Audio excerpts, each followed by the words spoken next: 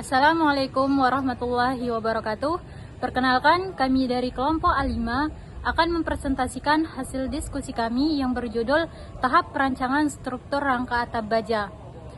Next, saya akan memperkenalkan anggota kelompok kami.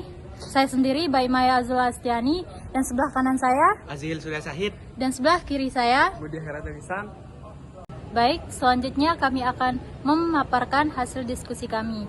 Assalamualaikum warahmatullahi wabarakatuh. Saya Budi Heratulisan dengan NIM 2023 041 02 00027. Di sini saya menjadi pemateri pertama akan menjelaskan struktur rangka atap baja.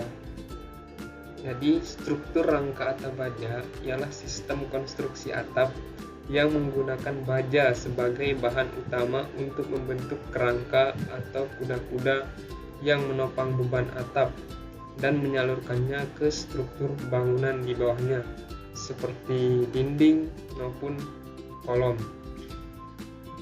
Nah, struktur rangka atap baja memiliki beberapa elemen penyusun seperti kuda-kuda, yang dimana kuda-kuda yaitu bagian utama menopang beban atap seperti beban salju, beban angin, maupun beban atap itu sendiri seperti genteng dan lainnya. Yang kedua yaitu reng.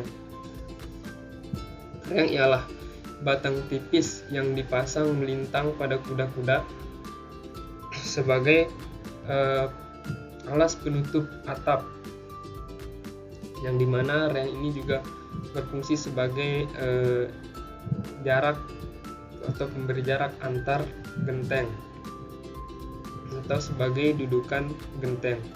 Nah, yang ketiga yaitu gording. Gording di sini adalah balok horizontal yang menghubungkan kuda-kuda dengan dinding bangunan, yang dimana gording ini berfungsi untuk meratakan beban atap ke struktur bangunan seperti dinding dan kolom. Yang ketiga yaitu murplat. Murplat yaitu profil baja yang dipasang di atas dinding sebagai tumpuan awal untuk rangka atap. Yang kelima yaitu ada elemen pengaku atau bracing yang berfungsi untuk meningkatkan kekakuan dan stabilitas pada rangka atap. Yang keenam yaitu truss, yaitu struktur penting dalam konstruksi atap atau biasa disebut juga dengan sebutan kasuh. Bentuk-bentuk dari rangka atap itu sendiri memiliki beberapa bentuk seperti segitiga, trapesium, setengah lingkaran, kerucut, kubah, ataupun yang lainnya, tergantung pada fungsi atau bentuk atap dan jenis atap yang diinginkan atau yang diperlukan pada konstruksi bangunan yang akan dilaksanakan. Sekian, wassalamualaikum warahmatullahi wabarakatuh. Materi kedua akan dilanjutkan oleh teman saya. Bismillahirrahmanirrahim. Perkenalkan, nama saya Bayanul Alif dengan NIM 2023 04 10 2026. Nah, baiklah, di sini saya akan menjelaskan jenis beban yang ada pada struktur rangka atap baja. Dalam tahap perancangan struktur rangka atap baja, ada beberapa jenis beban yang harus kita pertimbangkan agar struktur rangka atap baja kita jadi lebih aman dan lebih efisien. Nah, di sini yang pertama ialah beban mati atau dead load. Ini adalah beban tetap yang berasal dari berat sendiri struktur tersebut.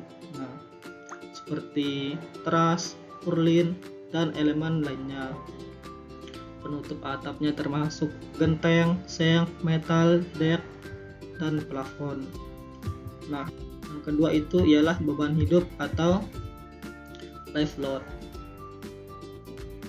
Ini adalah beban sementara yang dapat berubah-ubah seperti beban pekerja saat perawatan, perbaikan atap, dan beban alat yang digunakan selama pemasangan atau pemeliharaan rangka atap baja. Nah, yang ketiga adalah beban angin atau wind load. Beban angin adalah salah satu jenis beban yang harus kita pertimbangkan juga dalam perancangan struktur rangka atap baja. Nah, beban angin dapat berupa tekanan atau hisapan tergantung pada arah angin dan desain strukturnya. Beban ini bersifat dinamis dan dapat menyebabkan gaya tekan atau gaya tarik pada atap. Nah, contohnya seperti tekanan angin pada permukaan atap pada bangunan ringan seperti gudang, rumah dengan struktur rangka atap baja ringan. Tekanan angin bisa menyebabkan deformasi atau keruntuhan lokal. Nah, dan hisapan angin juga dapat menyebabkan mengangkatnya bagian atap. Nah, yang keempat adalah beban hujan atau rain load. Beban hujan pada struktur rangka atap baja merupakan salah satu beban yang harus kita perhitungkan juga dalam perancangan struktur rangka atap baja karena dapat mempengaruhi kekuatan, kestabilan, dan keamanan atap secara keseluruhan. Nah, yang kelima itu ialah beban gempa atau earthquake load. Nah, beban ini memperhitungkan efek getaran akibat gempa bumi. Walaupun atap baja itu tergolong ringan, perhitungan tetap kita lakukan untuk menjaga keseluruhan struktur rangka atap baja ringan agar menjadi kokoh. Sekian dari saya. Wassalamualaikum warahmatullahi wabarakatuh. Bismillahirrahmanirrahim. Perkenalkan, nama saya Azil Surya Sakit, NIM 2023 0410200003. Kelebihan dan kelemahan struktur baja sebagai material struktur. Kelebihan struktur atap baja sebagai material struktur. Ada 6 poin di sini. Poin pertama, kekuatan tinggi.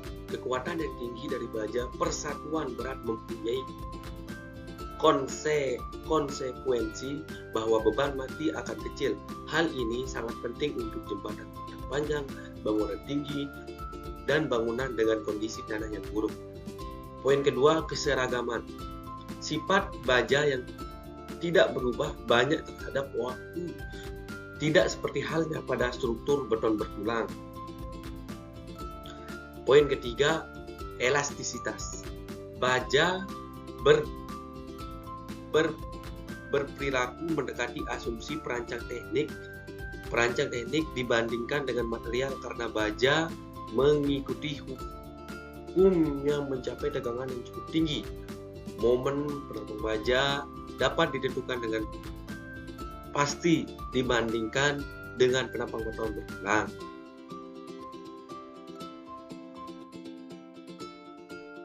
Kelebihan dan kelemahan struktur atap baja sebagai material struktur. Poin keempat, permanen. Portal baja yang mendapat perawatan baik akan berumur sangat panjang. Bahkan hasil penelitian menunjukkan bahwa pada kondisi tertentu baja tidak memerlukan perawatan pengecatan sama sekali. Yang kelima, duktilitas definisikan sebagai sifat material untuk menahan deformasi yang besar tanpa kerubuhan terhadap beban tarik. Suatu elemen baja yang diuji terhadap tarik akan mengalami pengurangan luas penampang dan akan menjadi perpanjangan sebelum terjadi kerubuhan. Poin yang keenam, poin yang terakhir. Baja struktur merupakan material yang liat, artinya memiliki kekuatan dan ketahanan. Elemen baja masih dapat terus memikul beban dengan deformasi yang mempunyai kemampuan material untuk menyerap energi dalam jumlah yang cukup. Nah, ada juga kelemahannya nih. Kelemahan rangka atap baja sebagai material struktur ada 5 poin. Poin yang pertama, biaya pemeliharaan. Umumnya material baja sangat rentan terhadap korosi jika dibiarkan terjadi kontak dengan udara dan air hingga perlu dicat secara periodik. Yang kedua, biaya perlindungan terhadap kebakaran. Meskipun baja tidak mudah terbakar, tetapi kekuatannya menurun drastis jika terjadi kebakaran. Selain itu, baja juga merupakan konduktor panas yang baik hingga dapat menjadi pemicu kebakaran pada komponen lain. Akibatnya, portal dengan kemungkinan kebakaran tinggi perlu diberi pelindung. Yang ketiga, rentan terhadap buckling. Semakin langsung suatu elemen tekan, semakin besar pula bahaya terhadap buckling tekuk. Sebagaimana telah disebutkan bahwa baja mempunyai kekuatan yang tinggi, persatuan berat, dan jika digunakan sebagai kolom seringkali tidak ekonomis karena banyak material yang perlu digunakan untuk memperkuat kolom terhadap buckling. Poin yang keempat, batik. Kekuatan baja akan menurun jika mendapat beban skills dalam perancangan. Perlu dilakukan pengurangan kekuatan jika pada elemen struktur akan terjadi beban siklis. Poin yang kelima atau poin yang terakhir yaitu keruntuhan getas.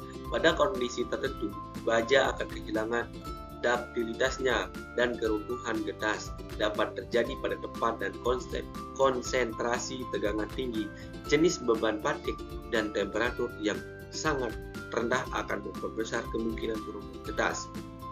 Kalau sudah menonton film kapal Titanic, pasti di sana itu adalah salah satu contoh keruntuhan getas. Sekian dari saya. Terima kasih. Nah, selanjutnya yaitu materi yang terakhir terkait tentang persyaratan umum perancangan struktur rangka atap baja, di mana terdapat 3 persyaratan umumnya. Yang pertama, keadaan kekuatan batas. Yang kedua, keadaan kemampuan atau layan batas. Yang ketiga, metode dalam analisa struktur. Yang pertama itu keadaan kekuatan batas. Maksudnya itu komponen struktur dan sambungannya itu harus direncanakan untuk keadaan kekuatan batas tersebut. Contoh, beban-beban dan aksi-aksi harus ditentukan sesuai pembebanan, perencanaan, dan aksi-aksinya dapat memengaruhi kestabilan, kekuatan, dan kemampuan, serta beban-beban keadaan kekuatannya itu harus ditentukan sesuai kombinasi pembebanan. Nah, selanjutnya itu keadaan kemampuan layan batas, di mana sistem struktur dan komponen struktur harus direncanakan untuk mempunyai kemampuan layan batas dengan mengendalikan atau membatasi lendutan dan getaran. Nah, di samping itu juga keadaan tersebut untuk membangun baja diperlukan perlindungan terhadap korosi secukupnya. Nah, materi selanjutnya atau yang terakhir, metode dalam analisa struktur. Di sini terdapat beberapa metode menentukan gaya dalam untuk memenuhi syarat-syarat stabilitas, kekuatan, dan kekakuan yang ditetapkan oleh persyaratan perencanaan. Terdapat juga pengaruh gaya dalam pada suatu struktur dan terhadap komponen-komponennya, serta sambungannya yang diakibatkan oleh beban-beban yang bekerja harus ditentukan melalui analisa struktur dengan menggunakan anggapan-anggapan yang sudah ditetapkan. Anggapan-anggapan tersebut diantaranya yang pertama, bentuk struktur pada analisa struktur. Maksudnya itu mendistribusikan pengaruh gaya dalam pada komponen-komponen struktur dan sambungan-sambungan pada struktur yang ditetapkan dengan menganggap dari salah satu atau kombinasi bentuk struktur kaku, semi kaku, dan sederhana. Yang kedua, pengaruh gaya dalam atau seluruh struktur dapat ditetapkan menggunakan analisis plastis pada batasan harus dipenuhi. Nah, itu saja materi yang bisa kami presentasikan. Untuk lebih dan kurangnya saya mohon maaf. Wabillahi taufiq wal hidayah. Wassalamualaikum warahmatullahi wabarakatuh.